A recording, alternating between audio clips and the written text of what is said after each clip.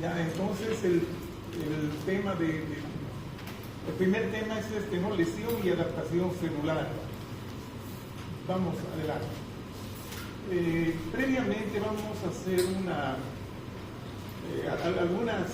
algún pantallazo sobre lo que son algunos conceptos, ¿no? ¿Qué es la patología? Esta es una pregunta, ¿no? Estudia el proceso de la enfermedad, ¿no? Entre comillas, el sufrimiento, ¿no? Lo que obviamente causa la enfermedad, ¿no? El sufrimiento, ¿no? En base a cambios estructurales y funcionales, dice acá. Entonces, este proceso se lo puede estudiar. ¿Y cuál es la disciplina que estudia este proceso? La patología. Ahora, los cambios estructurales, ¿sí? Son específicamente de la anatomía patológica. O sea que anatomía patológica es un término bastante estrecho, ya porque se refiere a los cambios estructurales. Por ejemplo, si hay un aumento de volumen de un miembro, envejecimiento, muerte de un tejido, esas cosas se estudian, o sea, son cambios estructurales, ¿cierto? Pero también existen cambios funcionales. ¿Cómo se produjo? ¿Cuál es la causa de ese padecimiento, de ese sufrimiento?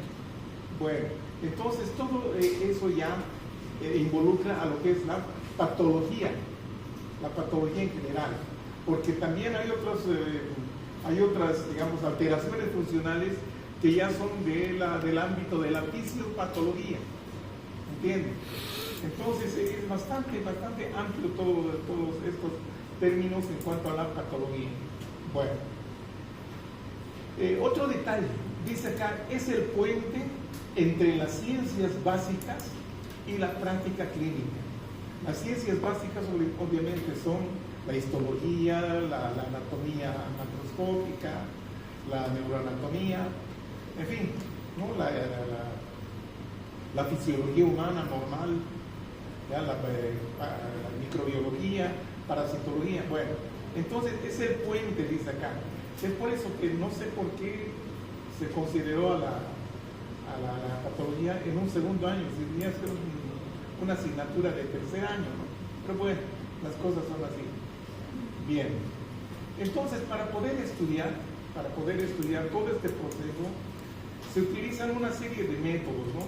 Técnicas históricas convencionales y especiales. Bueno, entonces ese proceso de la patología, ese proceso de la enfermedad o el sufrimiento, tiene una serie de contextos, ¿no es cierto? Entonces a esto llamamos el proceso patológico, que tiene que tener una causa o etiología, es lo mismo, ¿ya? Etiología o causa. Es la causa de qué forma va a afectar a un tejido normal, a un tejido sano. ¿Ya? Si es una bacteria que puede eliminar toxinas, entonces va a matar el tejido, las células, ¿no? En base a sus toxinas. Entonces, esa situación sería la patogenia, la forma como altera, cómo se produce la enfermedad, la patogenia. Luego, ¿qué cambios ocurren durante este proceso? ¿Ya? Esa es la morfología. Entonces, lo que se ve, lo que se puede observar, el tejido alterado, ¿cierto? Bueno, y todo eso nos da una repercusión clínica, ¿verdad? Que ya puede ser dolor, aumento de volumen, cambios en el color, de dolor, etcétera, etcétera, ¿no? ¿Cierto? Esa es ya la repercusión clínica, o simplemente la semiología, ¿no es cierto? Que es el estudio de los signos y síntomas, ¿ya? De un proceso patológico. Bien. Entonces, ¿qué pasa con el individuo? Que constantemente está sometido a diversos factores ambientales y nozas, ¿no?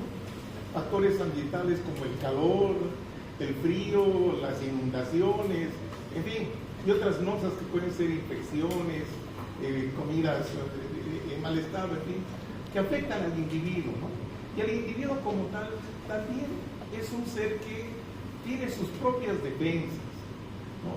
Y estas defensas también dependen del grado de nutrición, es un problema, digamos, o no digamos problemas, ¿no? Sí, es una situación que ya, digamos, depende de su genética, digamos así.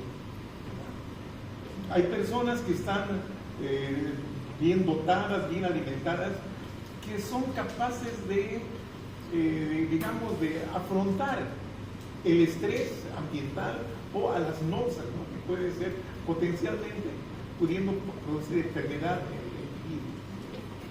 Bueno, ahora, de acuerdo también, estas náuseas o factores ambientales tienen sus distintos grados de severidad, ¿cierto?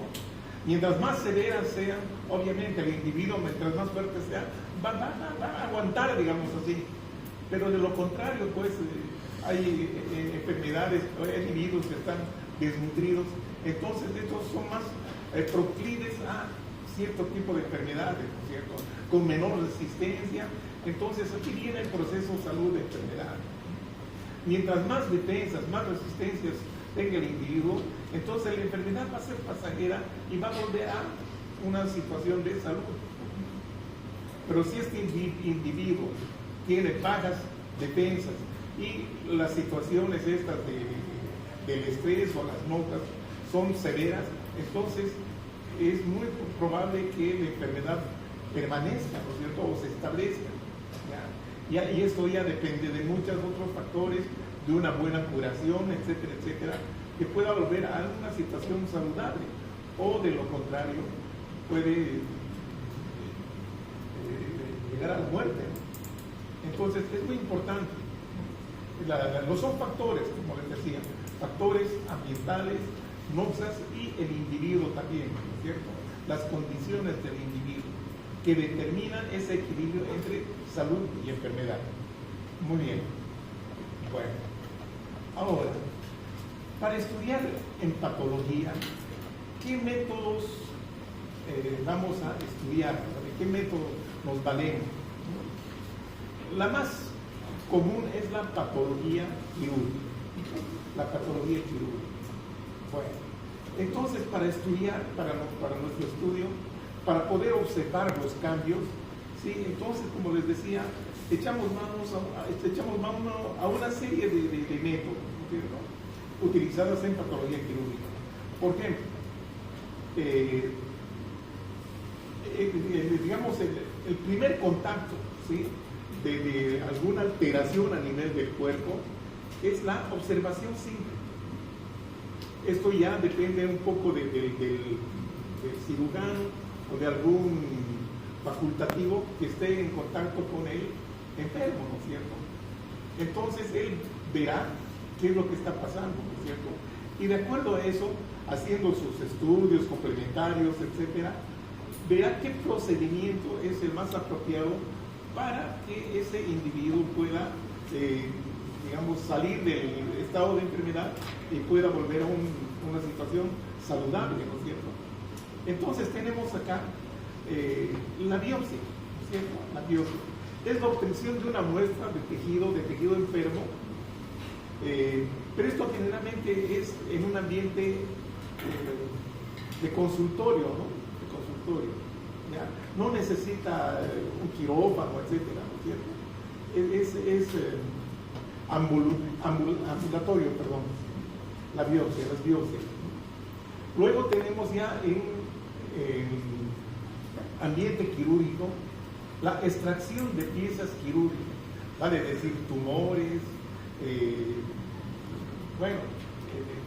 grandes lesiones, ¿no es cierto? O situaciones de tejidos anormales que no son superficiales, como en el caso, en una lesión de piel, por ejemplo, es susceptible a que pueda obtenerse con biopsia, ambulatoriamente. Pero ya, digamos, un tumor gástrico, pues no se puede hacer una biopsia, ¿no es cierto?, en un consultorio, no. Necesariamente necesitamos un ambiente quirúrgico. Entonces ahí se hace un procedimiento quirúrgico para obtener esas muestras, ¿no es cierto?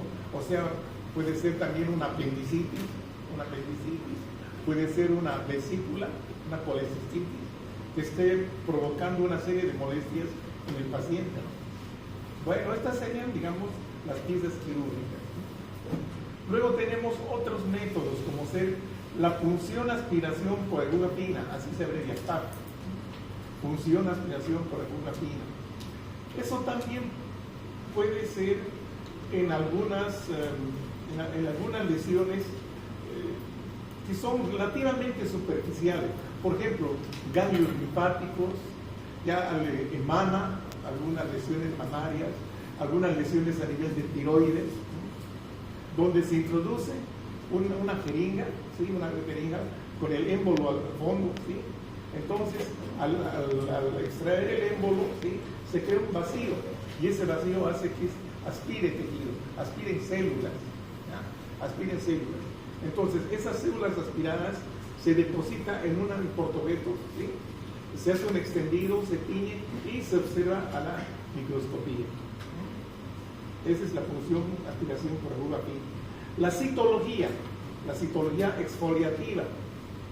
Este es un método, sobre todo, muy utilizado en la patología ginecológica, en la detección del cáncer de cervix uterino.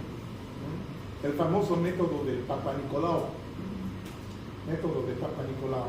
Entonces, a nivel del cuello, del orificio cervical externo, con una espátula se rota y se extrae secreción a nivel del cuello uterino, ¿ya? En ese sitio, digamos que es el inicio de donde se desarrolla el cáncer cervicuterino.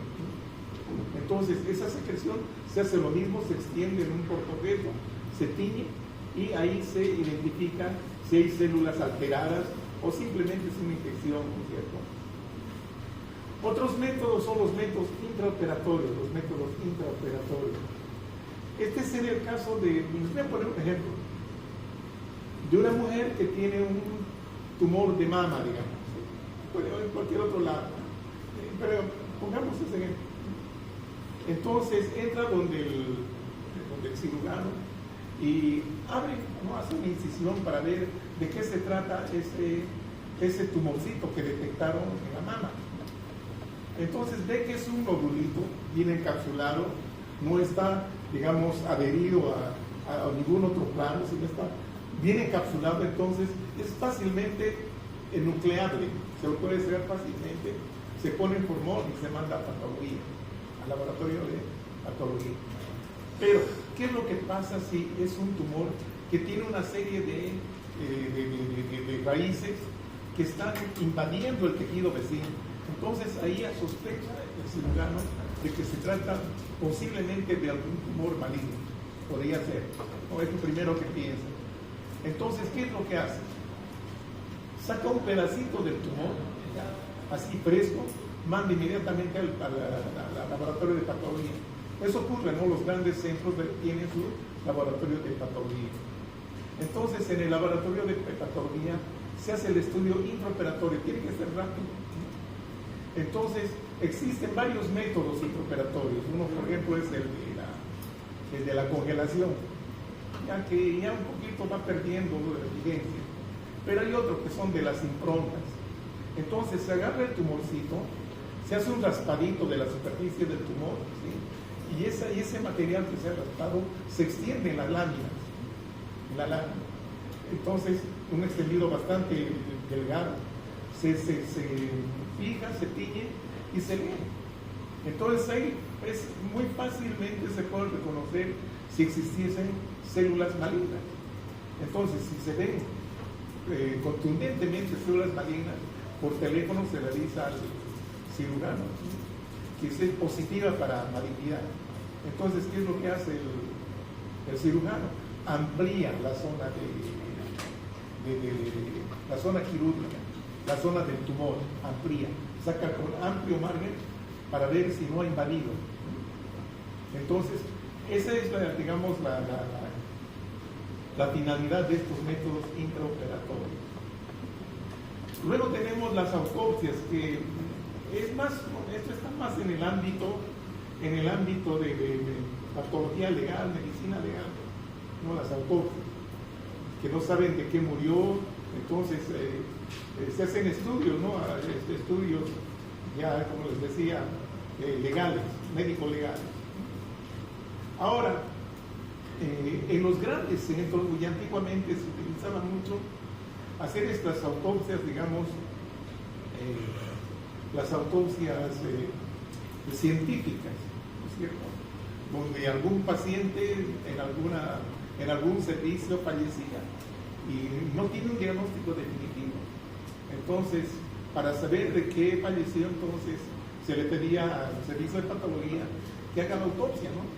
Entonces el patólogo abre el cadáver, ¿ya? Y saca muestras de todo tipo, de todo lado, y hace todo un estudio de las muestras y se puede establecer digamos, la causa de muerte, ¿no? Como ya falleció, entonces es mucho más asequible, más fácil, ¿no? Buscar cosa de que no se puede hacer en un paciente vivo. Bueno, y la patología molecular, que está muy en boga ya. Esto es en base a una serie de marcadores tumorales, ¿cierto? Esto es para, digamos, facilitar y afinar más el diagnóstico, para ver, digamos, la estirpe celular de algunos tumores que son tan agresivos, que estos tumores, digamos, ya pierden su naturaleza, ¿ya? Que no se sabe si son de origen mesenquimal o de origen epitelial. Entonces, son indiferenciados, ¿ya? Anaplásicos se llama. Entonces, para esto se utilizan los marcadores tumorales, ¿no? Para determinar digamos, el origen de este tumor. Ya vamos a ver algunos ejemplitos aquí. Por ejemplo, aquí tenemos unas lesiones en piel, ¿no? Estas que son pústulas. Estos son vesículas con contenido purulento, ¿no? Las pústulas. Ahí se puede ver que existe una vesícula con un contenido blanco amarillento, con un halo rojizo, ¿no es cierto? Esa es la forma de describir. Son pústulas. Y acá tenemos una pieza quirúrgica. Este es un útero que se le ha extraído por la presentación de estos múltiples nódulos que son tumores de tejido muscular liso. Son los famosos miomas. Aquí está abierto ya. Este era un nódulo que se lo ha partido, ¿no? Se lo abrió. Ahí están los anexos. Aquí está la cavidad endometrial. Este es el cuello. Esta es la conducta endocervical, el endocervix. Entonces, esto hay que pesar, medir y describir, ¿no? Esa es la macroscopía, el estudio macroscópico. Acá tenemos las biopsias, como les decía, en lesiones superficiales. Puede ser un lunar, no sé, alguna zona, digamos, rara que esté en la piel. Entonces, se hace con bisturí, puede ser con bisturí, como en este caso, o bien con un aparatito que se llama el punch, Eso es un cilindro que tiene sus bordes afilados. Entonces, con previa anestesia local, se introduce ese cilindrito para sacar la lesión que estamos viendo acá. Esto es cuando son las lesiones muy pequeñitas. ¿Qué otra cosa vamos a ver? Ahí estamos viendo, miren, este es el punch. Esta es la piel, ya previamente anestesiada. Se está introduciendo el punch, rotando así, haciendo rotes para introducir. Y luego sale un cilindro de piel que se saca con una pinza y por debajo se corta con una tijerita curva, ¿no? Una tijera de piel. Eso se fija y luego para su proceso, ¿no? Bien. ¿Qué otra cosa más tenemos acá? Este es el cuello uterino. ¿Ya? Entonces acá se está haciendo una colposcopía en un colposcopio, obviamente. Entonces, esta es una paciente que tenía antecedente de que su estudio de Papa Nicolau, ya le detectaron un Papa Nicolau de alto grado, muy sospechoso de cáncer, ¿no? Entonces, ¿qué es lo que se hace? Con la colposcopía se pone de manifiesto el cuello uterino y entonces en esta zona del orificio se hace unas biopsias, ¿no? Con estas tijeras sacabocados, ¿no? Entonces sacan varios sitios. Entonces, como les digo, esto se fija, se procesa para su estudio al microscopio. Ya, acá estamos viendo, sí, con esta es una espatulita donde se obtuvo material de secreción, ya, de secreción. Entonces, la secreción, miren, están acá extendiendo en este portaobjeto. Se extiende así una membranita bastante delgada, se fija, se tiñe y se observa al microscopio. Ahí estamos viendo acá en mama, ¿no es cierto? Esta es una jeringa para extraer material. Este es entonces el método de la punción, aspiración con aguja fina. Bueno, aquí el aspirado se está extendiendo, ¿verdad? Ahí se está extendiendo. ¿Qué más podemos agregar? Bueno, y vamos a hablar ahora un poquito de la dinámica de adaptación y lesión celular. Las células, por lo general, son elementos, dependiendo también del huésped, ¿no?, del paciente o de la persona, que pueden tener mucha resistencia, las células. Y esto es un ejemplo que se pone, ¿no?, que a veces son como estas palmeras que pueden estar expuestas a los embates de la naturaleza, tormentas. Entonces estas pueden ser, digamos, inclusive dobladas, llamemos así, hasta topar el suelo, pero sin embargo, por la resistencia que tienen, vuelven a su estado original, erguidas, ¿no es cierto? Entonces, esa es la adaptación. Ya, las células pueden ser afectadas por estrés, por noxas, etc. Entonces, pueden resistir. Entonces, al resistir quiere decir que tienen esa posibilidad de volver a la normalidad. Muy bien.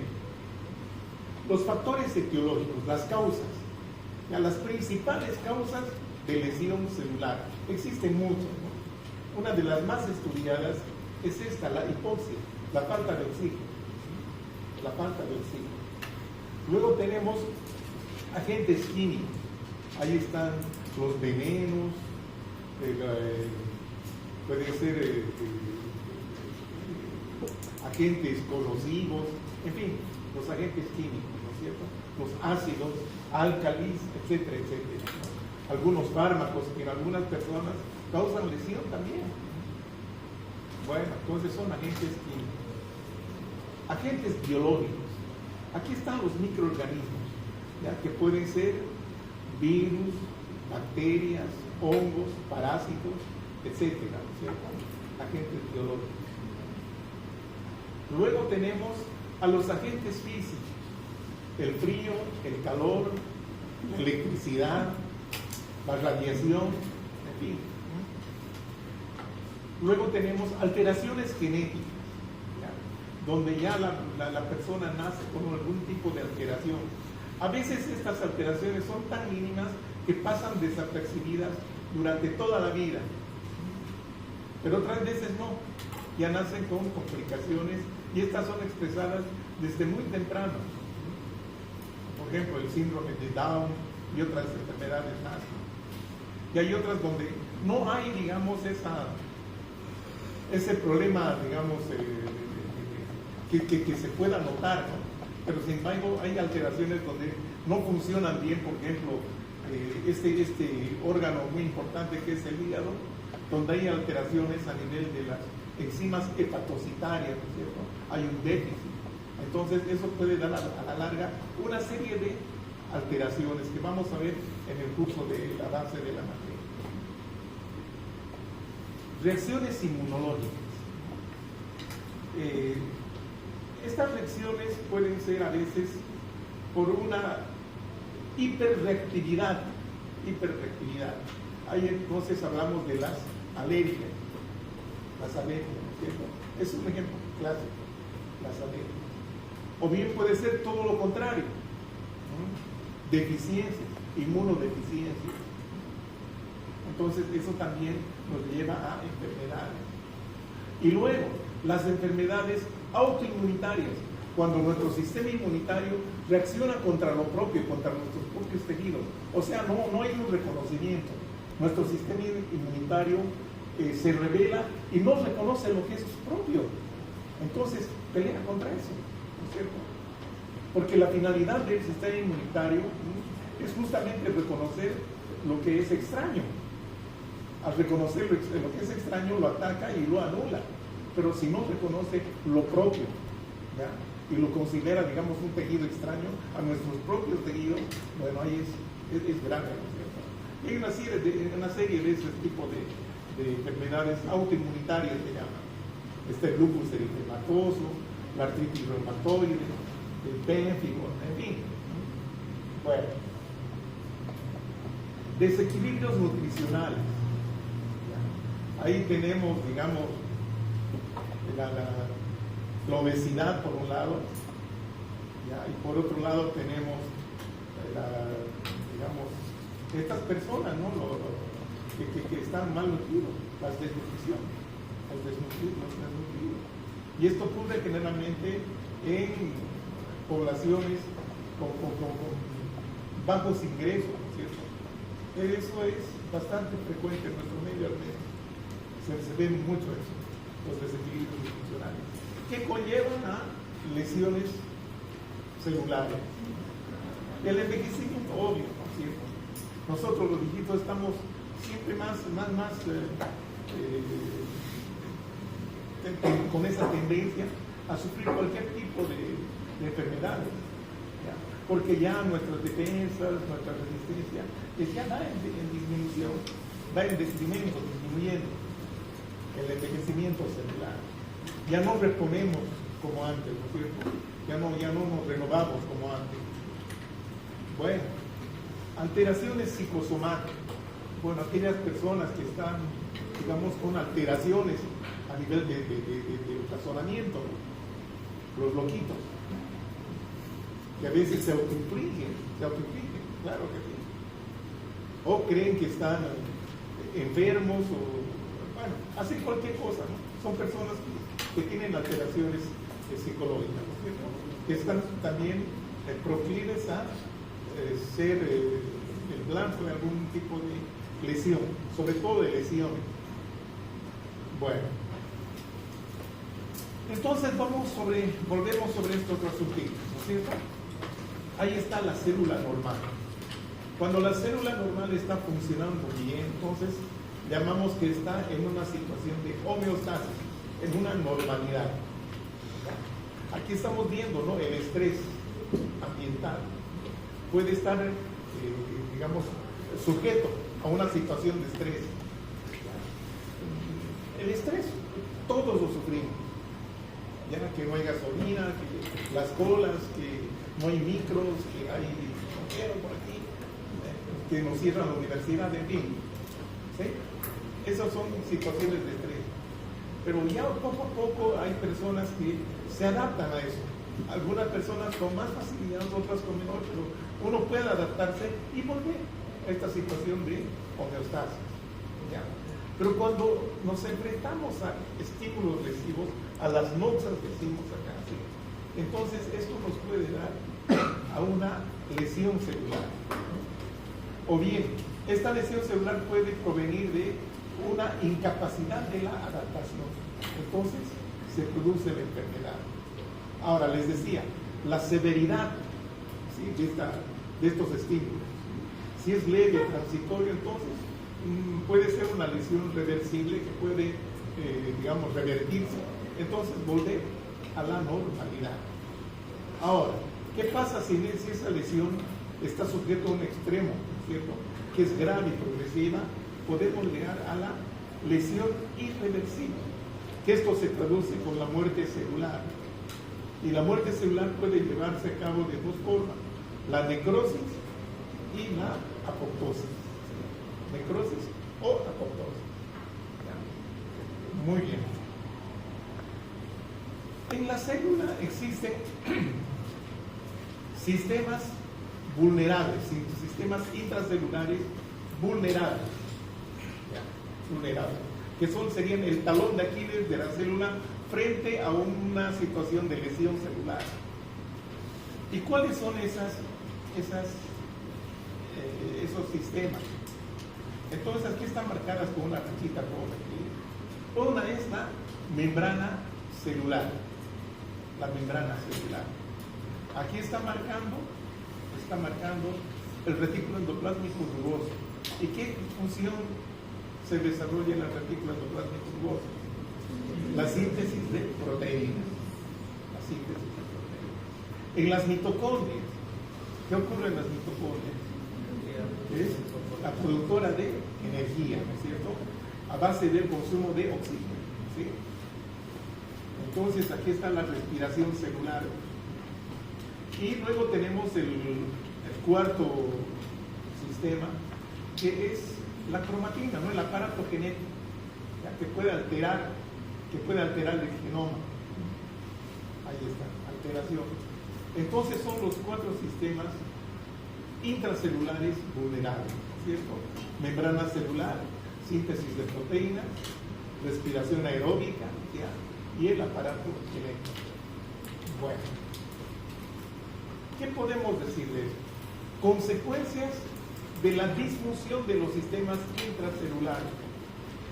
¿Qué consecuencias va a tener si no funcionan estos sistemas? ¿Ya? Entonces, actividad no controlada de los radicales libres de oxígeno. O especies reactivas del oxígeno, también se llaman así. ERO. Especies reactivas del oxígeno. O radicales libres, no importa, es igual. Entonces aquí se desprenden estos radicales que son muy tóxicos, muy dañinos. Entonces aquí dice actividad no controlada. O sea, estos se producen sin control. Hay liberación del calcio intracelular. ¿Ya? Liberación del calcio intracelular. Normalmente, ¿dónde se almacena el calcio? Hay dos lugares básicos donde está el calcio almacenado. ¿Huesos? ¿Perdón? ¿Huesos? No, intracelulares. Sí, puede ser, ¿no es cierto? El retículo sarcoplasmático. Pero que, bueno, está bien, ¿no? Pero hay otros donde son mucho más importantes. Por ejemplo, están a nivel bueno, que el retículo sarcoplasmático, ¿qué es? Es el retículo endoplasmático liso, ¿no es cierto? Es lo mismo. ¿Ya? Unas células muy importantes son, digamos, por ejemplo, los hepatocitos. Entonces, en esos hepatocitos existen almacenamiento de este calcio intracelular, ¿sí? Ahí está.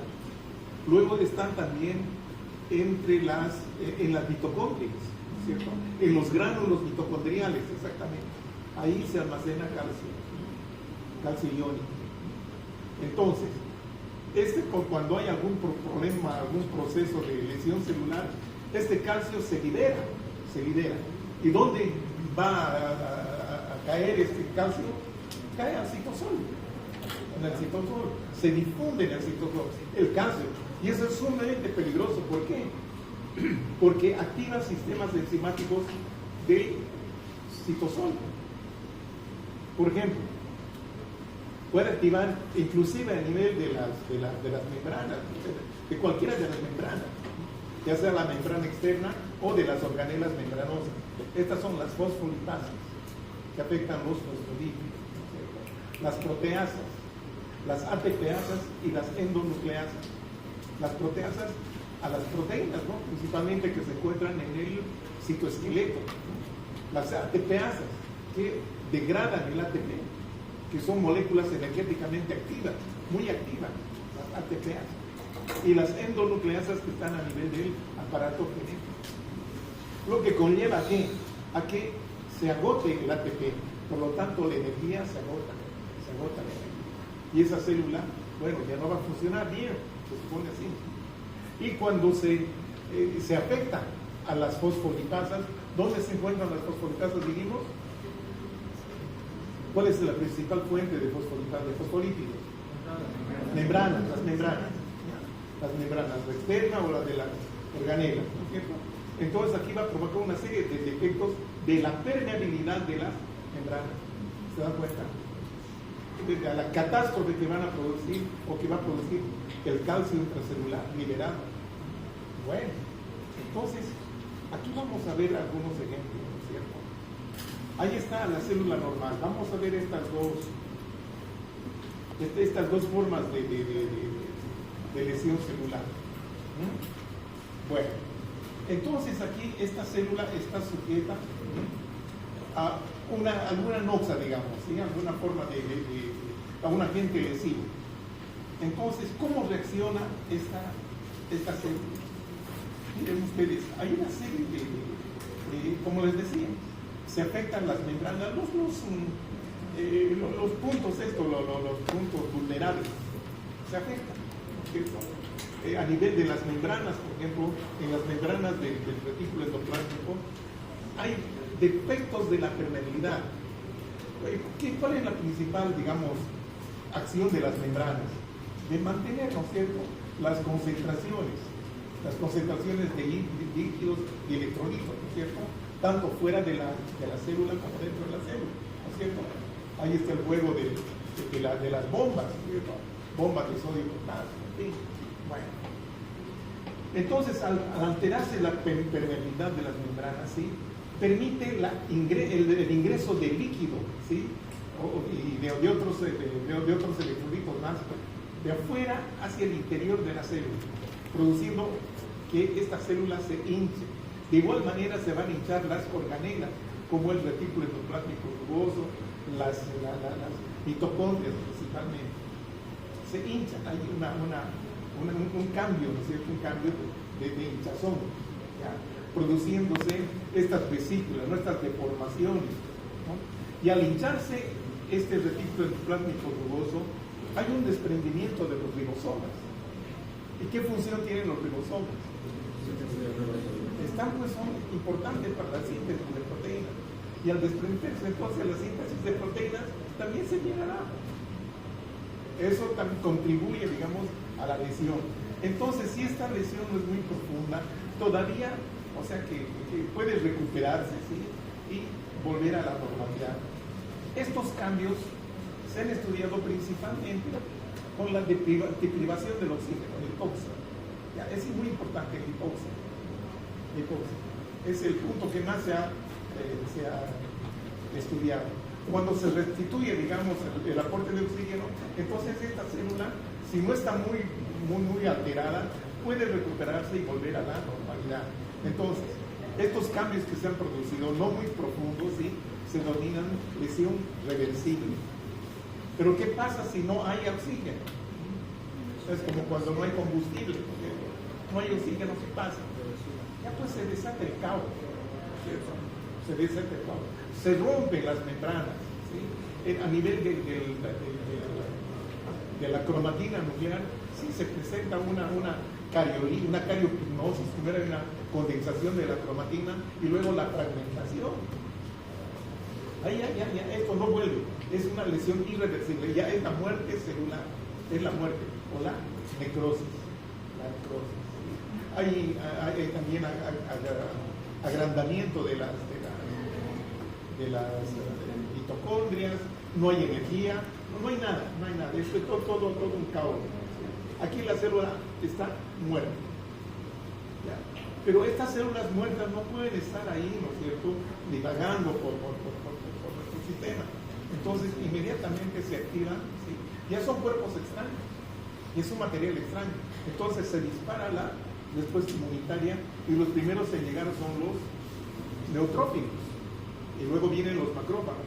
¿Y con qué situación, con qué finalidad vienen estas células, estos leucocitos? Para liberar sus enzimas, para terminar de degradar esta célula, y los macrófagos van a comer lo que sobra de estos para que sean eliminados afuera, ¿no es cierto?, y el ambiente se mantenga limpio. Esta es la necrosis, ¿ya?, para diferenciarse de la otra forma de muerte celular, que es la apoptosis, que la vamos a estudiar en un apartadito, no sé si en esta clase o tal vez en la próxima. Aquí, ocurre lo mismo, pero para que ocurra apoptosis, los agentes causales son distintos. Eso no ocurre en la hipoxia, no. Generalmente puede ocurrir esto en células tumorales o en células infectadas por virus. Bueno, hay una serie de cambios, ¿no es cierto? Empiezan a presentarse estas vesículas a nivel de la membrana, deformación de la membrana, alteración a nivel del núcleo, ¿sí? ¿sí? Fragmentación del núcleo. La fragmentación del núcleo se llama cariorrecto. Entonces, la célula estas se fragmenta. Miren, estos son los cuerpos apoptóticos, fragmentándose, los cuerpos, que tienen una porción de citoplasma, una porción de lípidos, una porción de núcleo, ¿sí? Cromatina, algunas organelas muertas, ¿sí? Ya, pero aquí no hay inflamación, no es como esto, acá no hay inflamación. Directamente vienen los macrófagos y van a fagocitar estos cuerpos apoptóticos. Y de esa manera van a limpiar el ambiente, ¿cierto? Pero no hay inflamación, que es una de las principales diferencias con la apoptosis. Vamos a volver sobre este punto, porque hay otras variantes de apoptosis que ya vamos a ver luego. Bueno, y les decía que la forma de lesión celular más que se va a hacer estudiado es la hipoxia, ¿cierto? Entonces, ¿qué pasa con la hipoxia? Estamos viendo acá un vasito pequeño, ¿cierto? Acá se ha producido un coágulo, se ha obstruido, se ha bloqueado. Entonces, esto no deja pasar la sangre. Y ustedes saben que con la sangre viene el oxígeno. Entonces, ¿qué pasa con esta célula que está en un ambiente hipóxico? No hay oxígeno. Bueno, ¿qué es lo que va a pasar? Primero, son afectadas las mitocondrias, ¿no es cierto? Esas organelas que utilizan mucho el oxígeno, esas reacciones oxidativas. La principal es la fosforilación oxidativa. ¿Con qué motivo se produce esta fosforilación oxidativa? Y el transporte de electrones, etcétera, etcétera, para producir ATP, el ATP, adenosín-trifosfato. ¿Y qué pasa con el ATP? Es la energía que da la célula, ¿no? Y la produce en base al oxígeno, mediante esta reacción que se llama fosforilación oxidativa, ¿no? Ahora, si no hay oxígeno, bueno, se imaginarán, ¿no? Disminuye, ahí está la flechita, disminuye la fosforilación, disminuye la producción de ATP, ¿no? De energía. Y cuando disminuye la producción de energía, ¿qué otras estructuras va a afectar a nivel de la membrana? Miren, la bomba de sodio. La mayor concentración de sodio está afuera y menor concentración de sodio está dentro de la célula. Lo contrario ocurre con el potasio. Hay mayor concentración de potasio dentro y menos potasio fuera. Entonces, ¿qué se establece acá? Se está estableciendo una diferencia de concentración, un gradiente de concentración, ¿no es cierto?, de estos iones, de estas moléculas. Entonces, ¿qué es lo que pasa? Como donde un sitio donde hay mayor concentración a un sitio de menor concentración, es mucho más fácil el ingreso, en este caso, del sodio. Es mucho más fácil por la diferencia de concentraciones. Pero eso no puede ocurrir, porque si se produce una igualdad de concentraciones, que es lo que tiende la naturaleza, entonces no ingresan ni salen algunas otras moléculas. Y eso no sería bueno. Para que funcione la célula es importante que esté vigente esta diferencia de concentraciones. Así entra agua, sale agua, hay intercambio del medio extracelular y el medio intracelular. ¿Entienden? Es importantísimo eso. Bueno, y si no hay energía, bueno, pues no funciona la bomba. ¿Y qué es lo que va a pasar? Entonces, el sodio se entra a paso de parada. Y ustedes saben que el sodio siempre arrastra agua. ¿Y el agua qué es lo que produce? Aumenta, se hincha la célula. Y lo mismo ocurre con las organelas intracelulares. Es la misma membrana. Entonces, al haber una disminución del ATP, bueno, las bombas fracasan. Entonces hay edema, ¿no es cierto? Entonces, ¿qué pasa acá? Hay un aumento de flujo de entrada, agua y sodio. Mire, también el calcio extracelular está entrando para aumentar el caos que produce el calcio dentro de la célula. Ya les dije que el calcio dentro de la célula, ¿qué es lo que hace? Activa Activa los sistemas enzimáticos. Y eso es odoroso. Bueno, entonces, ¿qué pasa? Aparte de la célula en su totalidad, también se hincha el retículo endoplásmico, los retículos en general, con desprendimiento de ribosomas, ¿no? El edema celular, pérdida de las microvellosidades, en el caso de que hayan tenido sus microvellosidades. Ya no son cilíndricas con sus pelitos, así como Bart Simpson, no. Ya, entonces se vuelve una pelota. Ya no es un cilindrito, es una pelota, porque se han perdido las microvellosidades. ¿Qué más ocurre acá? Bueno, acá la celulita todavía, o la mitocondrita, todavía da sus patadas de ahogado, ¿ya? Echa mano a la glucólisis anaerobia, ¿ya? Echa mano a la glucosa, degrada la glucosa, pero sin oxígeno. Por eso llama anaerobia, ¿ya? Glucólisis anaerobia. Eso para producir energía de alguna forma, alguna poquita de energía que se produzca mediante este mecanismo. Pero aquí también tiene sus colaterales, ¿no? Hay disminución del glucógeno intracelular, ¿sí? Y aumento del ácido láctico y fosfatos inorgánicos, ¿no es cierto? Lo que nos lleva a la disminución del pH. Y la disminución del pH, ¿qué es lo que hace? Condensación de la cromatina nuclear. La condensación, que es un paso previo a la dispersión, ¿no es cierto? Bueno, entonces, eso es lo que ocurre. Por otro lado, habíamos comentado el desprendimiento de ribosomas que va a dar lugar a una disminución de la síntesis de proteínas. ¿Ya? Entonces, ¿se dan cuenta cómo es este proceso? Es terrible, ¿no? Es por la hipoxia, miren. Entonces, veamos aquí, ¿qué cambios se produce en la lesión reversible? Esta producción de vesículas, ¿no? De hinchazón, ¿ya? Pérdida de las microvellosidades, dijimos, ¿sí? Agregación de partículas intramembranosas, esto por la fosfolipasa, ¿cierto? Hinchazón de la célula, hinchazón generalizada de la célula, condensación de la cromatina por la disminución del pH, ¿cierto? Puede haber algunas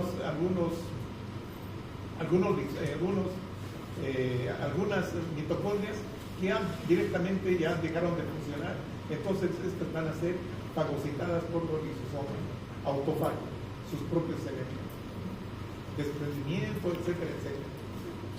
Entonces, esta es la lesión celular reversible. ¿Qué pasa con la lesión irreversible?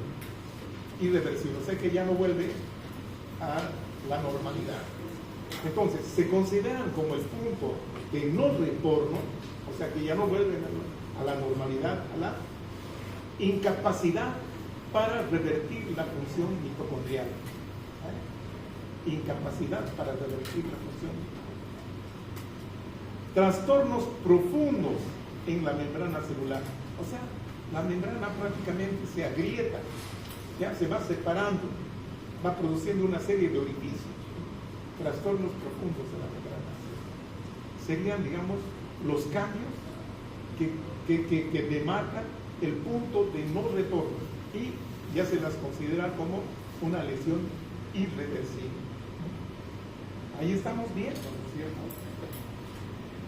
Entonces, esta disgregación de la membrana, estos cambios profundos en la membrana, ¿sí? Van a producir una serie de procesos, ¿no? Como el aumento del calcio celular, del calcio intracelular, del calcio citosólico, provenientes de las gránulos mitocondriales, del retículo endoplasmático liso, de algunas células como el hígado, y también de la entrada del mismo. Hay tres fuentes de llegada del calcio. Ahí está, aumento del calcio. ¿Y qué dijimos que produce este aumento de calcio? Activa los sistemas intracelulares. ¿Cuáles son estos? Fosfolipasa, por un lado, proteasa, endonucleasa, ATPasa. Muy bien. La fosfolipasa, los fosfolípidos de membrana, ¿no es cierto? Afectan, ¿sí? Luego también las proteasas alteran las proteínas de la membrana y del citoesqueleto, dando lugar al daño a la membrana, ¿sí? Un daño profundo. La endonucleasa a nivel de la cromatina, produciendo daño nuclear. Las ATPasas, el daño, ¿no es cierto?, que destruyen ATP, produciendo la disminución de la energía. Y la energía, ustedes ya saben cómo se traduce, las bombas, etcétera, etcétera. Bueno. Y acá tenemos los cambios que se producen en la lesión irreversible. Bien. Rotura de las membranas de los lisosomas. Ay, ay. Liberación intracelular de estas enzimas lisosomales que van a, obviamente, digerir todo el material de la misma célula, ¿no? Lo que llama la autofagia. ¿Ya? Ahí están. Las van separándose, como es una doble membrana, la membrana celular, sobre todo la externa, bueno, todas son iguales, pero puede desprenderse la membrana interna, produciendo un enrollamiento sobre sí mismo, ¿cierto? Lo que se llaman las figuras de Medellín. Lisis del retículo endoplástico, ya sea del tuboso o del liso. Los defectos de estas grietas en la membrana celular, afectación de los mitocondrios. Y a nivel del núcleo, ¿no es cierto?, de la cromatina, la condensación se llama cariopignosis, a la fragmentación se denomina cariorexis, y a la destrucción, ¿no es cierto?, a la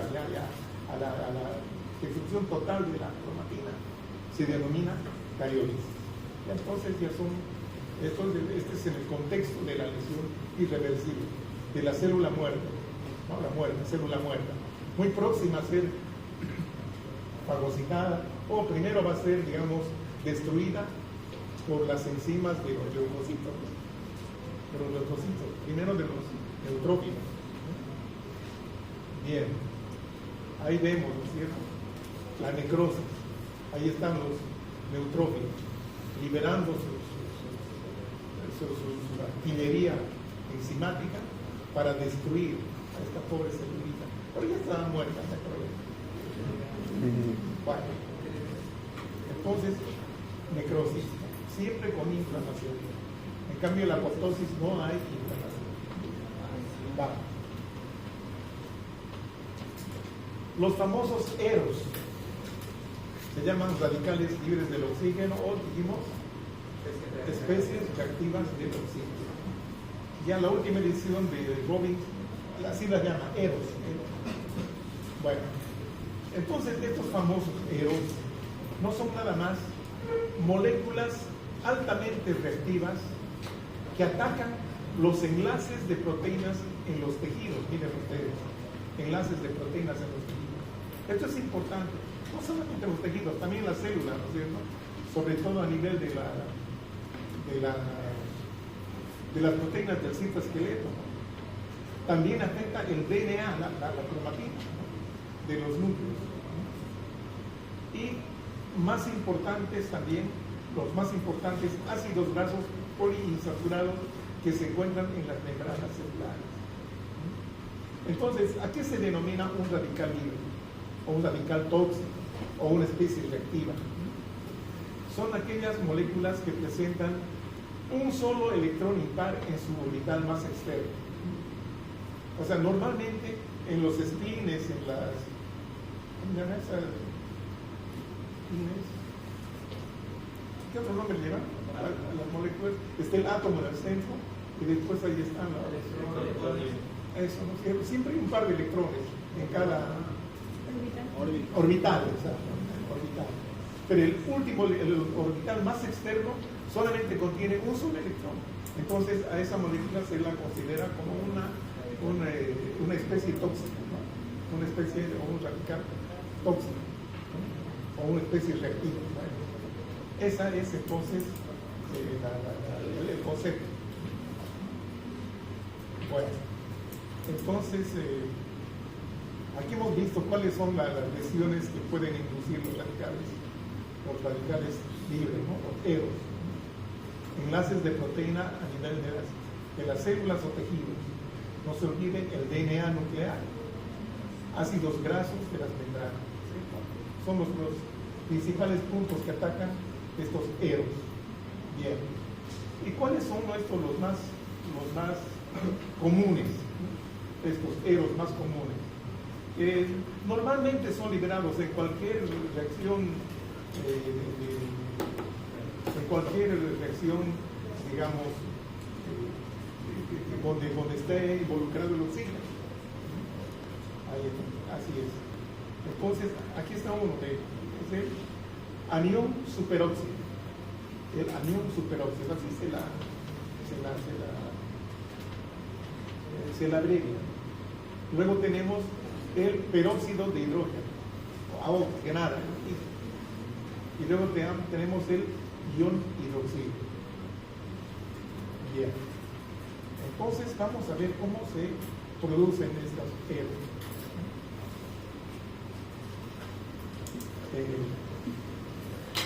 El oxígeno interviene en una serie de reacciones oxidativas celulares. Podemos empezar a nivel de la membrana, ¿no es cierto? Tenemos aquí unas enzimas como la NA, la DHA, que es la nicotinamida adenina dinucleótido fosfato.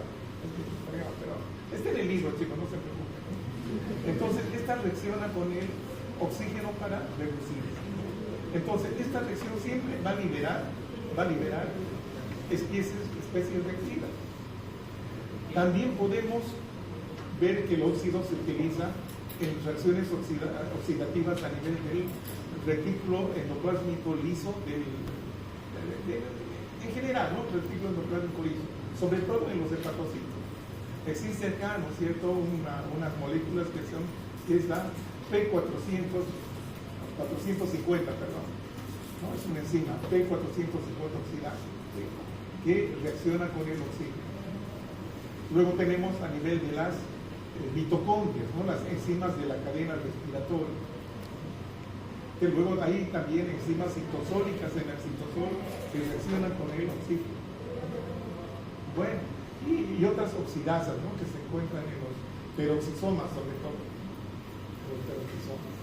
Bueno, entonces, de todas estas reacciones oxidativas, el primer elemento que se libera es la superóxido dismutasa. La superóxido, perdón, el anión superóxido, anión superóxido, que esta reacciona con una enzima que es la superóxido dismutasa, eso es, que la transforma en el peróxido de hidrógeno. Se ha visto también que la energía radiante puede afectar directamente al peróxido de hidrógeno, ¿no es cierto?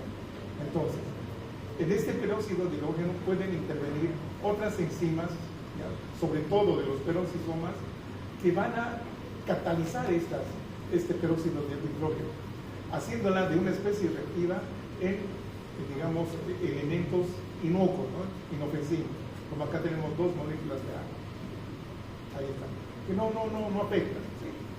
Bueno, luego tenemos que este peróxido de hidrógeno, gracias a una serie de reacciones, una de ellas es la reacción de Pento, que interviene el tiempo.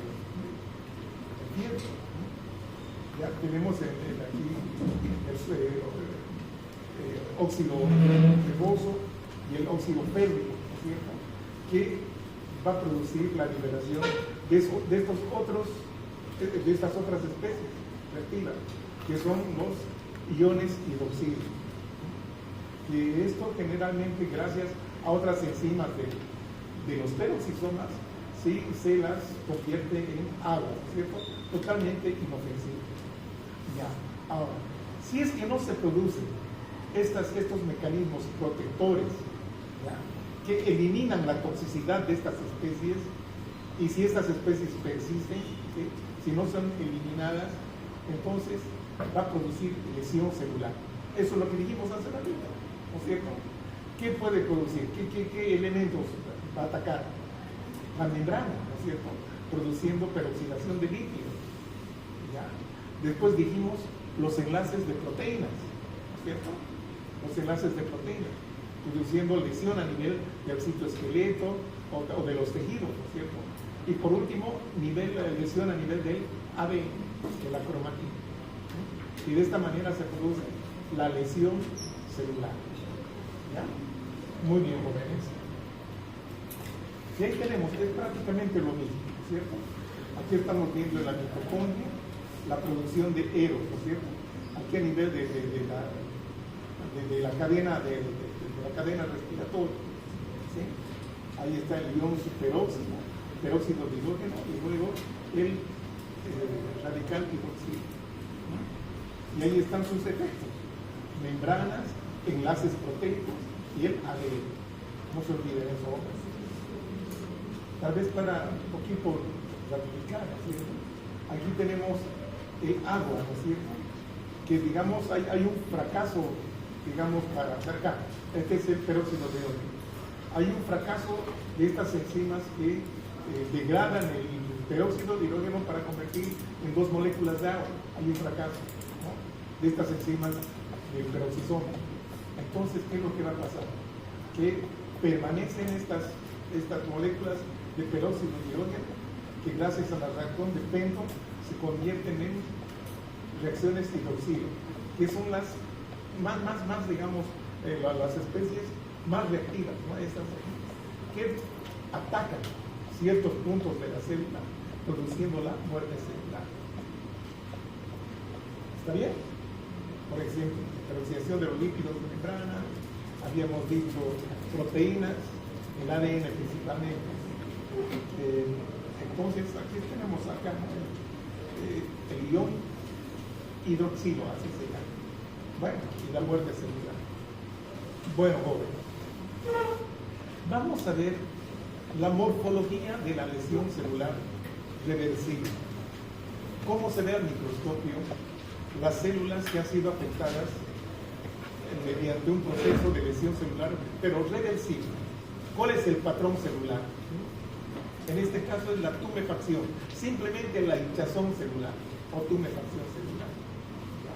Aquí estamos viendo los túbulos también del riñón, los túbulos son los contorneados.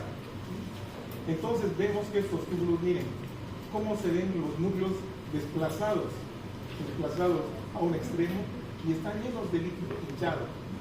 Eso se llama tumefacción celular. Este es un esquemita para que vean.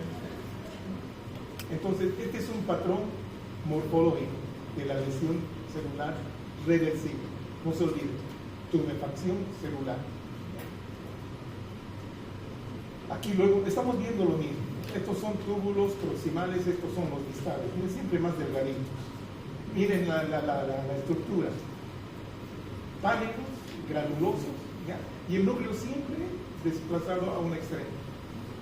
Amplio citoplasma, porque está lleno de líquido. Ahí está el riñón, ¿no? Este es un riñón tumefacto. Antes se conocía con el nombre de degeneración hidrógena. Degeneración hidrógena. Ahora simplemente se llama tumefacción celular. Es lo mismo. Vamos a ver lo mismo. Acá tal vez una comparación, digamos, de lo que es normal. A esto ya está tumefacto, ¿no?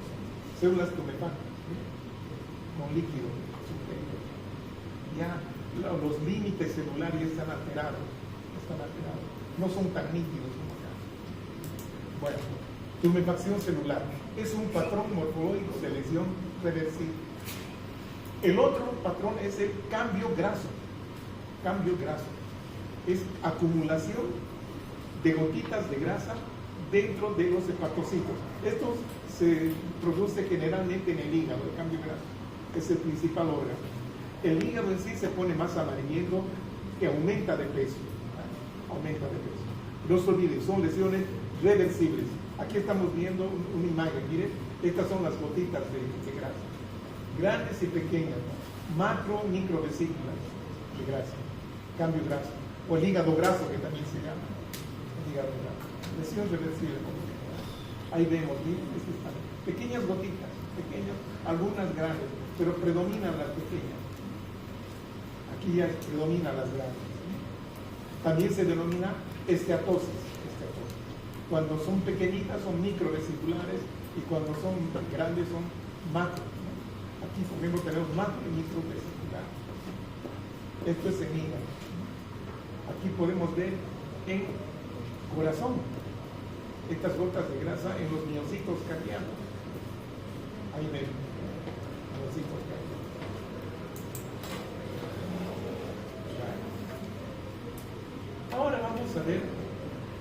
la morfología de la muerte celular, de la necrosis, de la muerte celular irreversible, bueno, o de la lesión celular irreversible, o necrosis. Ya, en la necrosis tenemos algunos patrones de muerte celular, como ser, uno, la necrosis coagulativa, porque se parece a un coágulo, ¿no? La célula tiene ese aspecto de un coágulo. Entonces, esto se produce por desnaturalización de las proteínas. ¿Ya? Esto es por autólisis. ¿Qué significa autólisis, chicos? ¿Qué dijimos? ¿Alguien tiene alguna para un cargador de esta cosa? Se nos fue la energía. ¿Tienen por ahí, por favor? Este es un HP. Yo creo que no llega a ver. Bueno, no perdamos tiempo, ¿no? Autólisis, ¿qué dijimos que era autólisis? Autorización. Cuando la célula muere por acción de sus propias enzimas.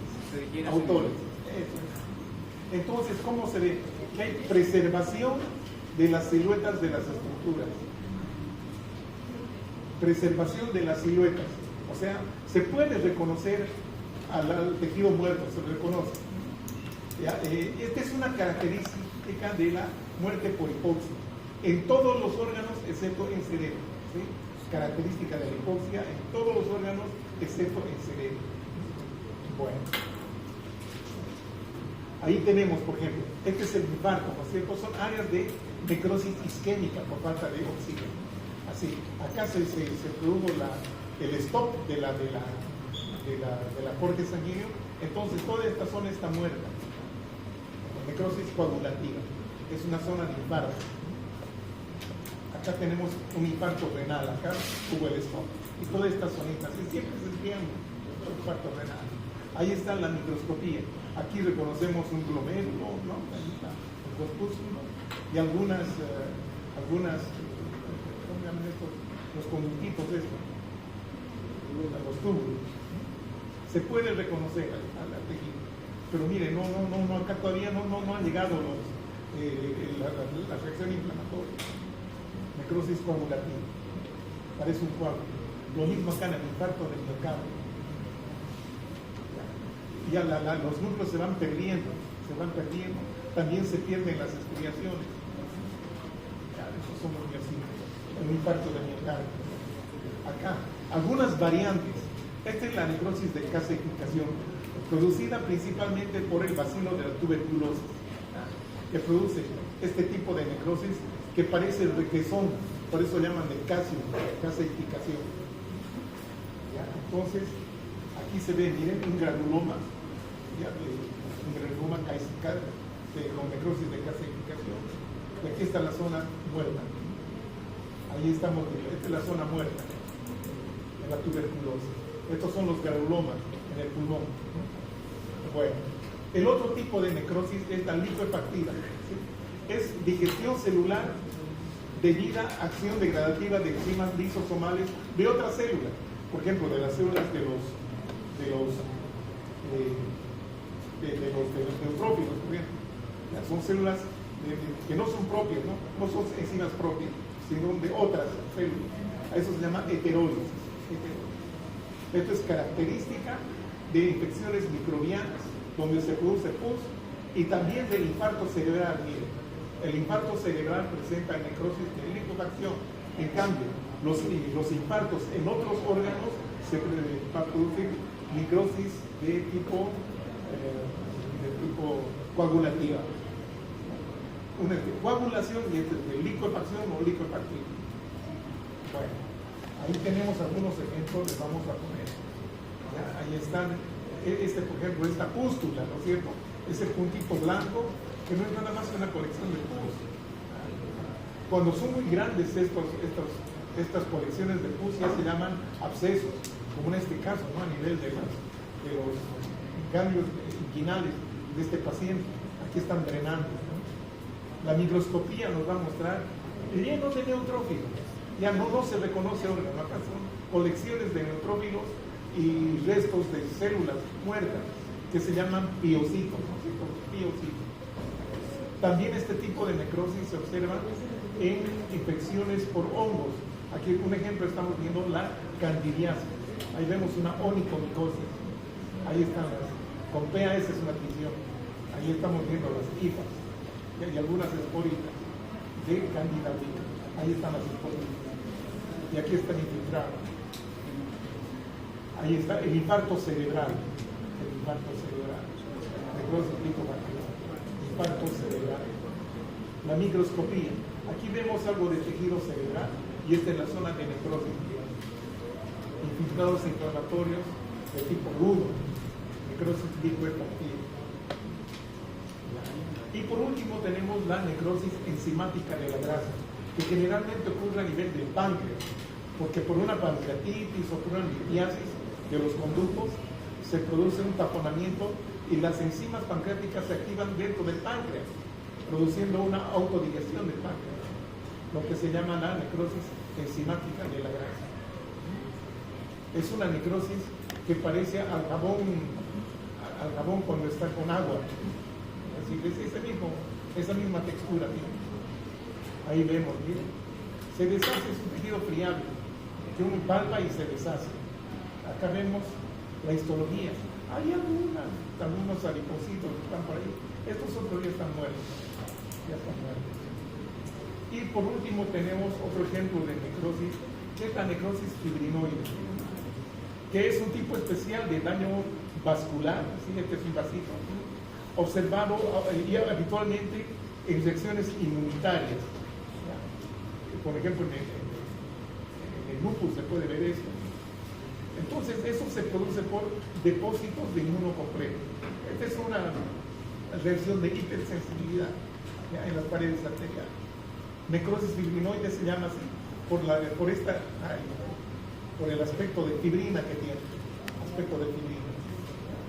Fibrinoide. Bueno, y terminamos con eso.